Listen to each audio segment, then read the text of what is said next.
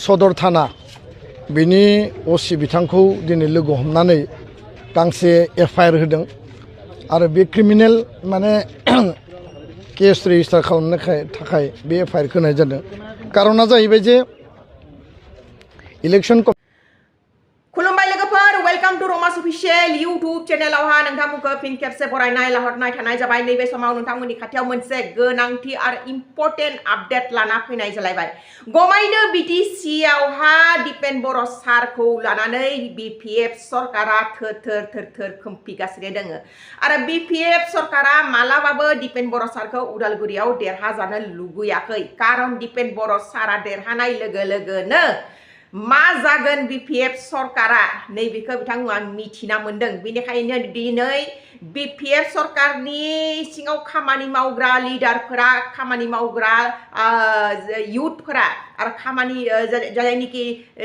BPF सरकारखौ मोजां मोनो, जेरै लैहोर ब्रादार बिथांनि ग्रुपखौ माने दीपेन बर' सारा एफआईआर होनायखौ जोङो नुनो मोनदों। दा लैहोर ब्रादारनि ग्रुप मोना दीपेन बर'नि नेचारखौ, दीपेन बर'नि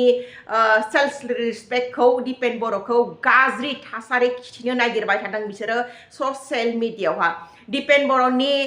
फिक्स डिपजिट, दीपेन बर'नि कारेन्ट एकाउन्ट, दीपेन बर'नि सेभिं एकाउन्ट करोड़पतियावहा बिथांमोना खिथिदों 13 कोटी थाखा बिथांमोना माने खिथिदों। एरैबायदि माने दीपेन बर'हा बागानबो दङ, न' बां दङ, नैबायदि बायथा मिसा नंखाय बाथ्राखौ लानानै लैहोर ब्रादारनि ग्रुप मुना नैबे बायसा माने नंखाय खुरांखौ थासारिखौ फोसावनायनि सिङावहा दीपेन बर' साराखौ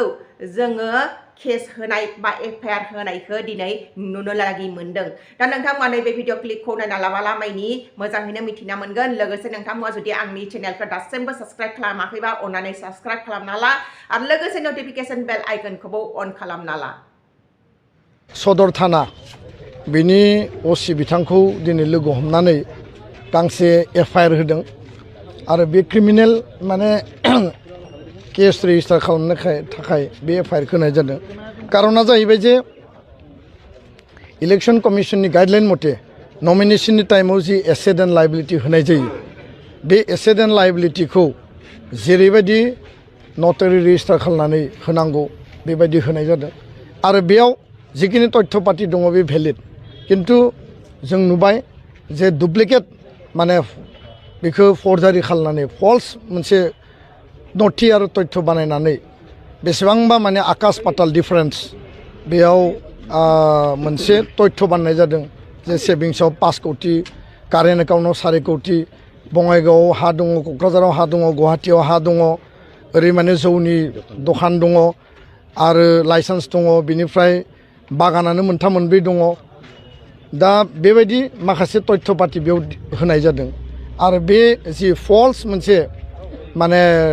डकुमेन्ट, फल्स मोनसे प्रपागान्डा ससियेल मिडियानि गेजेरजों बीपीएफनि आईटी सेला जि दिहुनदों आंनि इमेजखौ मेलाइन खालामनो थाखाय आरो बे मेलाइन खालामनायनि उद्देश्यजों बिथांमोना जि ससियेल मिडियायाव प्रसार खालामदों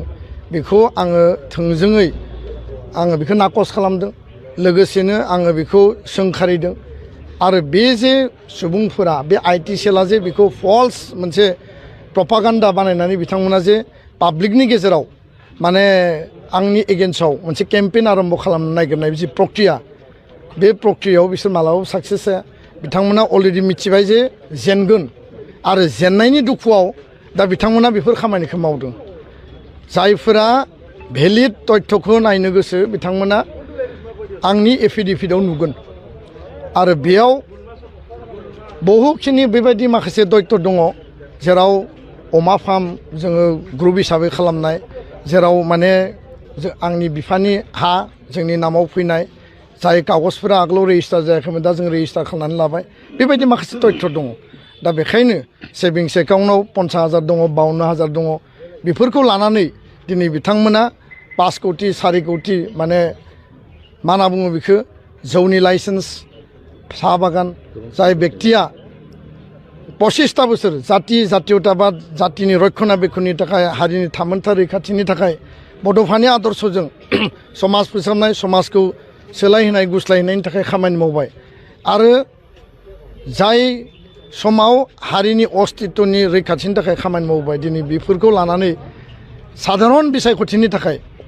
माने जोंनि माखासे सुबुङा राजनितिक खैसाराव गोलैनानै बेबायदि मेलाइन खालामनो नागिरनायनि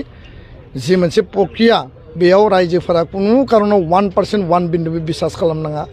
जि तथ्य डकुमेन्ट होनांगौ भेलिड एफिडेभिटआव दङ जायफोर तथ्य डकुमेन्टखौ बानायदो बे टटेलि फल्स आरो रंलि माने प्रिन्टेड आरो बिथांमोना बेखौ इमेजखौ मेलाइन खालामनो थाखाय खालामनाय बेखायनो दिनै उदालगुरि असिनि आखायाव एफआइआरखौ लन्च खालामबाय क्रिमिनेल केसाव रेजिस्टार खालामनो थाखाय खावलायदों उननि समाव 100 कोटि थाखानि डिफेमेशन केस होनो थाखाय रेडि आरो बेयाव जों नुदों जे बिपिएफनि आईटी सेल बे जि क्रिएट खालामदोंमोन बेयाव सुलेमान नार्जारी क'क्राझारनि